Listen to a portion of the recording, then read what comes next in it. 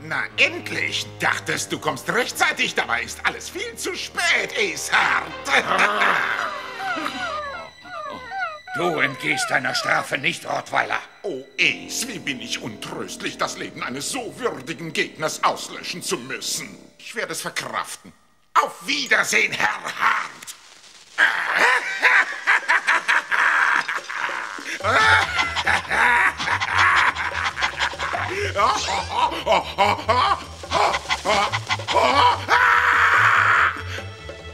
Nein, Leo, nein! Böser Hund, du, hätte ich dir noch nie dieses Spiel beigebracht. Böser, böser Hund. Keine Süßigkeiten, keine Knabbereien die nächsten Wochen. Aceheart, ich bin beeindruckt. Wie hast du das nur wieder geschafft? Tu mir einen Gefallen, Rosie. Füttere die Hungrigen, nicht mein Ego. Die Kleinen da scheinen ja sehr an dir zu hängen. Im Moment noch, das verwechselt sich. Ja, ich weiß. Privatdetektive sollten keine engen Bindungen eingehen. Irgendwann werden ihre kleinen Muskeln erschlaffen und dann fallen sie runter. Bis irgendwann mal, Rosie. Ist er nicht ein Wahnsinnshund? Wow. So, das war's, Artie. Einmal mehr kann man sicher durch Dog City gehen, ohne bei jedem Schritt Angst haben zu müssen. Und das dank Aceheart, dem Hunde-Privatdetektiv. Pow, wow, Mr. Shake. Aceheart ist der Größte. Sogar Mookie ist begeistert von ihm. Stimmt's nicht, Mookie? Danke, Artie. Ich würde sogar ein Kätzchen küssen. Könnte ich auch so ein Cartoonzeichner werden wie Sie? Ja, weißt du... Ist das ein Wahnsinnsjob, den ganzen Tag rumsitzen und mit dem Pinsel spielen? Denn die Arbeit macht ja Aceheart, nicht wahr? Moment, Artie, immerhin muss Ja, ich ja Aceheart erst ist mal... mein Held und Vorbild. Ja, meiner auch, aber trotzdem, man muss schon ein bisschen mehr als Cartoonzeichner drauf haben, wenn man... Im Moment, bitte. Wow, wow, hier bellt Elliot Shag. Oh, hallo, Boss, Sie haben die neue Episode schon? Sie gefällt Ihnen nicht? So, Sie können nichts damit anfangen. Sie brauchen eine neue. Tja, was sagen Sie? Bis morgen schon? Sie belieben zu scherzen? Nein, Sie scherzen nicht. Ja, Sir, ja. Ach du lieber Himmel, da bin ich aber in den Schwanz Wieso? gegriffen. Wo brennt's denn, Mr. Shag? Bis morgen erwartet mein Boss eine neue Folge von mir. Wissen Sie was? Dann brauchen Sie Besuch von meinem Mr. Mookie. Mr. Mookie wird Sie bestimmt aufmuntern. Das ist lieb gemeint, Artie, aber bis morgen fällt mir bestimmt Aber nichts ein. klar doch, Mr. Shag. Sie als nimmermüder Cartoonzeichner. Sie arbeiten die Nacht durch, bis Ihnen der Pinsel aus der Hand und die Augen auf den Kopf fallen. Viel Spaß. Danke, Artie. Artie, du hast was vergessen, dein, Quietschhäschen.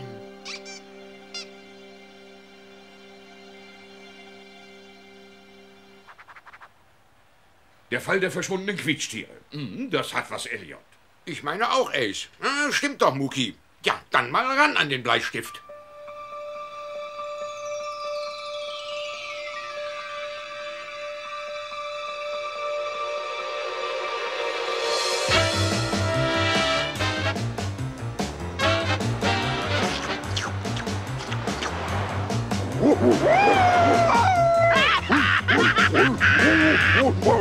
Sagen Sie, Hobbs, könnten wir nicht ein wenig rascher fahren? Mir scheint, die Kerle holen auf.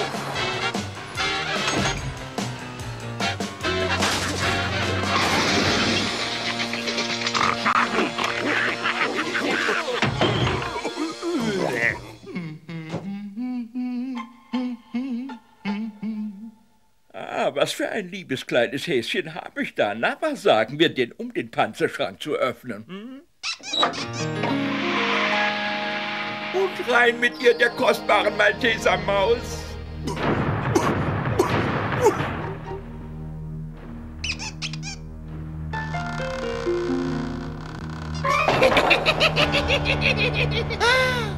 Oh, Sie sind so nah dran gewesen. Oh, ich könnte mir das Fell über die Ohren ziehen.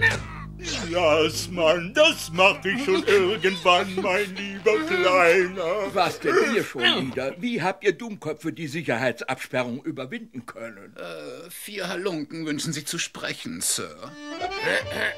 Sie gestatten, dass ich mich vorstelle, mein Lieber. Tja, also ich bin Weil, Baxi Weil. Sicher schon mal von mir gehört, nicht? Ich will die $1-Million-Maus, verstanden? Also kommen Sie mit dem Quietschhasen rüber, der die Tresortür öffnet, ja! Frisky? Ja? Fitz ihn! Kein Problem, Boss. Ist leider doch ein Problem, Boss, weil er das blöde Quietschtier nicht bei sich hat. Natürlich habe ich das nicht. Ich verwahre es an einem sicheren Ort. Mad Dog, such das Quietschtier! Shocking. Fehlanzeige, gleich fahr ich aus der Haut. Das wird auch nicht viel ändern, Boss. Mad Dog sagt nämlich, dass das Quietschtier nicht hier ist. Ich sage euch, ich gehe nicht weg ohne die Maus. Mad Dog, Bruiser, ihr nehmt den Safe mit. Glaubt nicht, dass ihr damit davonkommt. Er macht sich ja schon davon. Und sicher gibt es 1000 Quietschtiere, wenn nicht mehr, in dieser Stadt.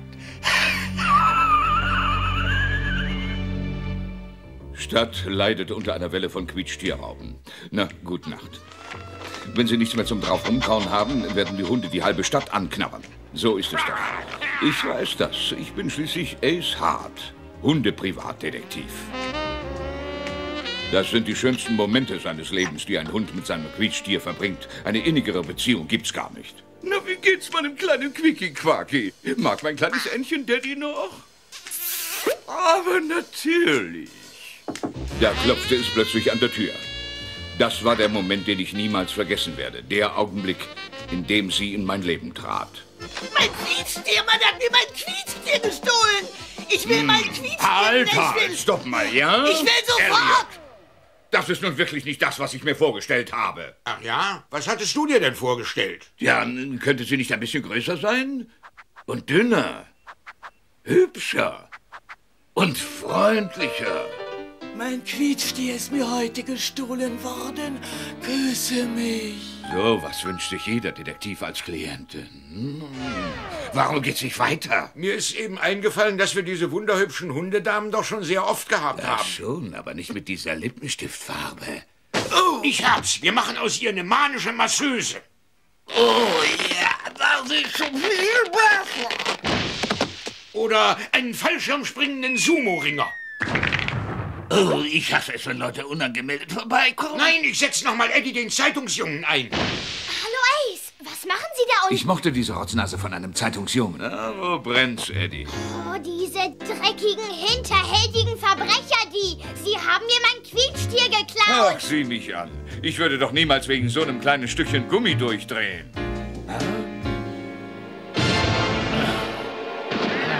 Ich hab schon verstanden, Sie wollen den Fall nicht übernehmen. Aber natürlich übernehme ich den Fall. Mir bricht das Herz, wenn ich an die vielen unschuldigen Quietschtiere denke. Hinterhältige Schufte sind's, die zu sowas imstande sind. Ist ja alles gut und schön, aber die Geschichte muss jetzt irgendwie weitergehen. Ja, eine Idee. Wir machen kurz einen Prozess. Jetzt sieh mal zu, wie du Quacky wiederkriegst.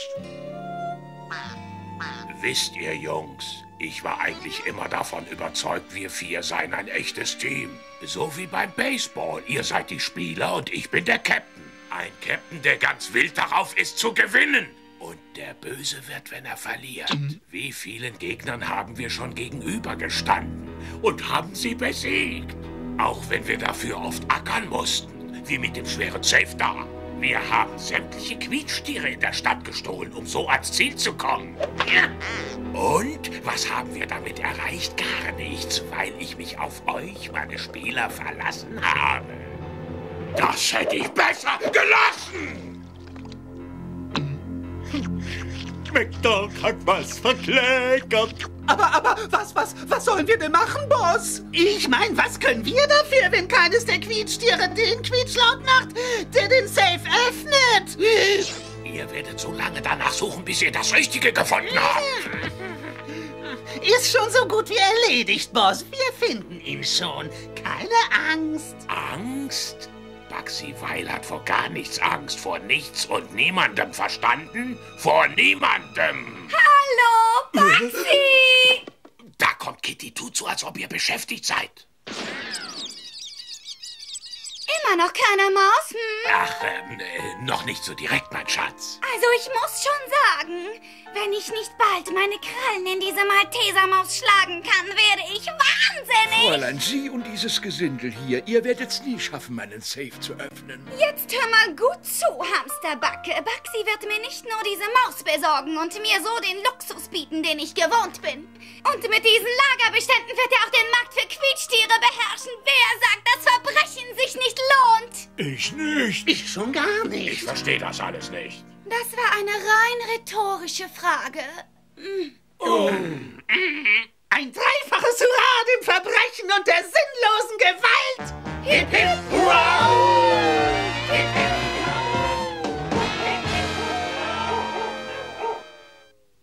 Der Kleine ist ganz wild aufs Autofahren. Na, welcher Hund nicht? Schade, ich kann es nie genießen. Plötzlich klang eine junge Stimme an mein Ohr. Sagen Sie mal, Ace, vielleicht hängen die Quietschtiere und der entführte Millionär Airedale ja zusammen. Merkwürdig, die Stimme klang genau wie die von Eddie. Na, wenn schon. Ich fuhr einer Eingebung folgend zur Villa von Hall hinaus. Sieh mal, Ace, da ist die flotte Rosie, die Chefin Das wird doch von wohl der möglich sein Kripo. innerhalb von 2 Ja, Tagen. Eddie, Ich bin das diese ist eine ewige von den Schlamperei Frauen, leid. denen das Kommandieren im Blut Ich liegt. will konkrete Hinweise, Fotos und Fingerabdrücke. Jawohl, die vor allem. Armer, geliebter Prinz, machen Sie sich endlich an die Arbeit. Hallo, Rosie. Halt dich da raus, ja? Das ist mein Knochen. Der Bürgermeister hat volles Vertrauen zu mir. Du glückliche Hündin, du. Ich hatte das Gefühl, dass da etwas zwischen uns sei, etwas Warmes, Lebendiges, das uns beide bewegte. Ja, merkt ihr denn nicht, wenn ihr einen kleinen Hund einquetscht? Richtig ab, Rosie. Ich funk dir schon nicht dazwischen. Also dann bis später. Vielleicht früher, als dir lieb ist. Wow, schlagfertig auch noch. Ah, das Kompliment kann ich zurückgeben. Schon mal was von Seelenverwandtschaft gehört? Ja, und? Mein Onkel bist du bestimmt nicht. Junge, Sie sind schlagfertig. Wenn mir doch bloß mal sowas einfallen würde, Ace. Na ja, sowas nennt man Begabung. Komm, Kleiner, lass uns ein bisschen rumschnüffeln. Wenn ich mich nicht irre, ist das der Geruch von Plastik. Peruanisches Plastik. Dort stellen sie die teuersten Quietschtiere her. So eins habe ich auch schon mal gehabt. Was du nicht sagst. Hör zu, und wenn es Monate dauern sollte und wenn ich dafür als Detektiv über mich hinauswachsen muss. Ich werde nicht ruhen und rasten, bis ich das Quietschtier gefunden habe. Ach, ist es das vielleicht? Ja, genau da hatte ich es vermutet. Komm, Kleiner, wir machen uns auf die Socken. Wie Sie das nur machen. Sie sind wirklich der beste Detektiv auf der ganzen Welt. Ist das nicht toll?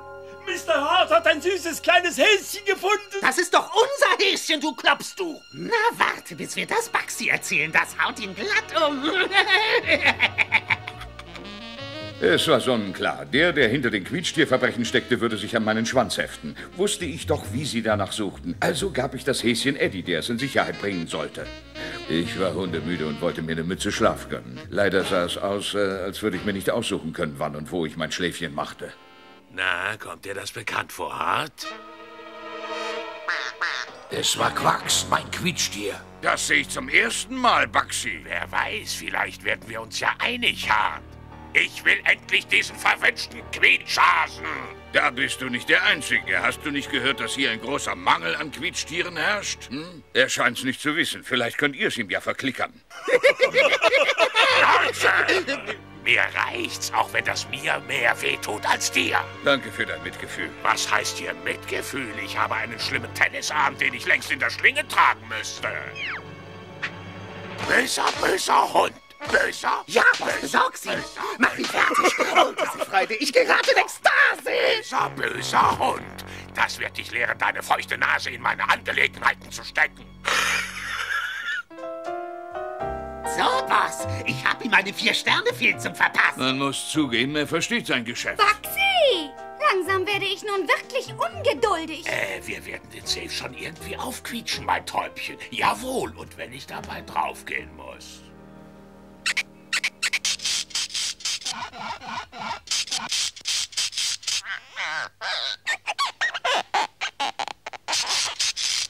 Ich gehe zwar langsam dabei drauf, nur dummerweise geht der Safe nicht auf. Eddie, dem lieben Hund sei Dank. Ich habe Lunte gerochen, als ich Ace die Morgenzeitung bringen wollte und er nicht da war. Ich habe Verdacht geschöpft, die Witterung aufgenommen und hier bin ich. Sucht ihr das hier?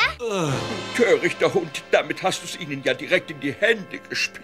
Jetzt hören Sie mal, ich werde schon lange nicht mehr gesäugt. Ich habe selbstverständlich die flotte Rosie mitgebracht. Das hat der Kleine alles von mir gelernt. Komm, schnappt euch die bösen Jungs.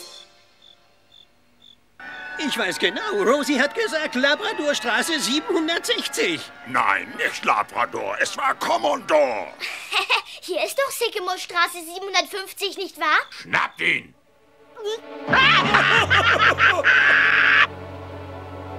Oh, Baxi, sie ist einfach zauberhaft. Oh, ich hab's gewusst. Irgendwann schaffst du es. Ja klar, wie immer, mein Kätzchen. Und was nun hart angeht, ich bin sicher, er wird von meinem Einfall fast erschlagen sein.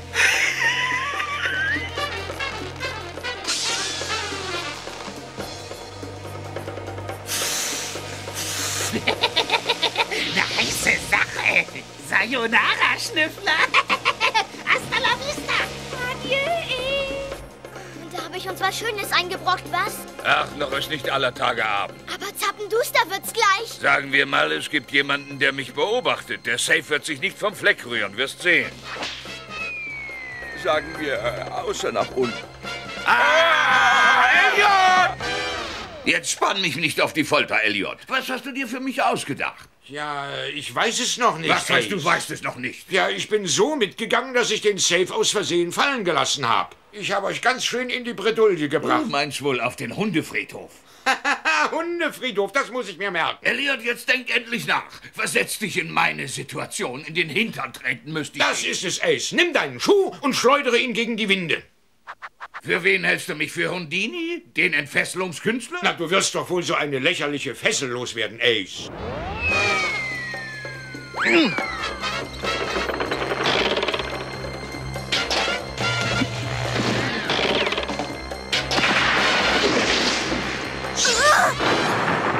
Ganz schön knapp, was, Ace? Da haben wir ja noch mal Glück gehabt. Glück?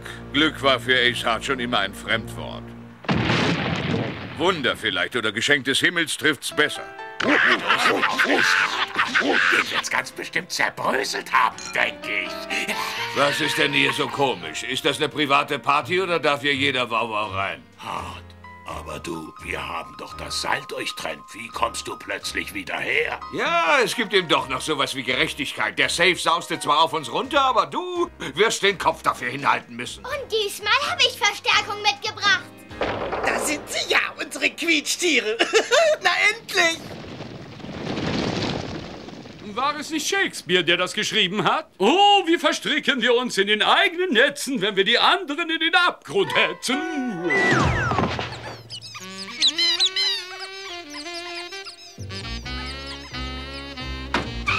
Das war ganze Arbeit, Ace. Dank. Ach, das Halsband kannst du dir gern selbst umlegen, mit sämtlichen Flöhen drin. Ach nein, und was ist der Haken dabei? Kein Haken, nur Dumme drängeln sich nach dem Ruhm, Anwesende ausgenommen. So, alles gerät schief.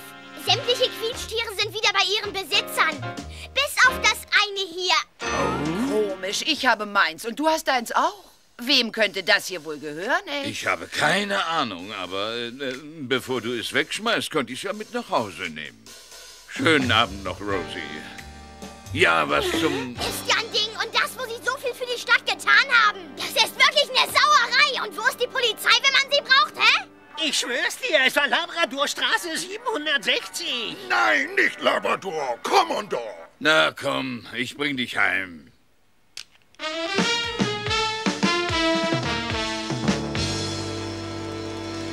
So, das war's mal wieder. Hallo, Mr. Shag. Was gibt's denn Neues? Weißt du, Artie... Pow, wow, mein Quietschtier ist wieder da. Oh, ja, Muki, wenn du wüsstest, wie du mir gefehlt hast. Hat Muki sein Artie auch vermisst? Artie, sei so lieb und liefere das bei meinem Boss ab, ja? Mach ich. Ja, klar nehme ich dich mit, Muki. Gut. Hey, das ist ja ganz schön schwer. Was ist da drin? Der Stoff, aus dem die Träume sind. Sicher. Was sonst? Bis dann. Den Satz wollte ich schon immer mal unterbringen. Soll ich das sagen? Wann kriege ich endlich mal so eine Schlusspointe? Wart ab, bis du die nächste Folge siehst. Warten, ich kann doch hier sowieso nicht weg. Eine Geschichte über Betrug und Leidenschaft, der große Fluch der Dame. Du meinst sicher der Fluch der großen Dame. Jedenfalls geht es um eine liebreizende Hundedame. Lotterliebe. Richtig. In die ich mich sofort verknall. Ja, und in deren Netz du dich verfängst. Ah ja, die Spinne und die Privatdetektivfliege. Na, ich hoffe, du kriegst das hin. Sie müsste einen überfürsorglichen Stiefvater haben. Namens J.R. Gebellheimer. Nicht schlecht, Elliot. Das wird